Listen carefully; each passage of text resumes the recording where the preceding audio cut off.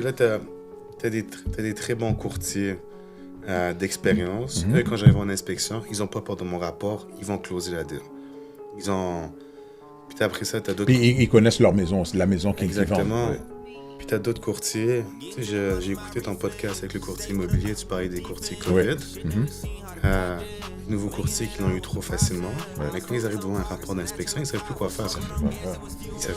Donc là, eux, qu'est-ce qui arrive? C'est parce que déjà, tu sais, on blâme, c'est toujours la faute de l'inspecteur. Mais si déjà tu avais réussi à juste saisir ton client, tu avais su c'était quoi ses besoins, tu avais su qu'est-ce qu'il a besoin comme type de bâtiment. Eux, qu'est-ce qu'ils vont faire? Ils vont aller selon le budget. Ouais. Tu es prêt à approuver pour 400 000, tu veux un duplex, ils vont t'amener pour toi, il duplex à 400 000. Mais tu sais, tu as deux fonctionnaires du gouvernement qui n'ont aucune notion en construction, qui ont juste assez pour la mise de fond. Ça, oublie ça. On arrive dans un sous-sol, la fondation en pierre, puis c'est déjà en train de couler.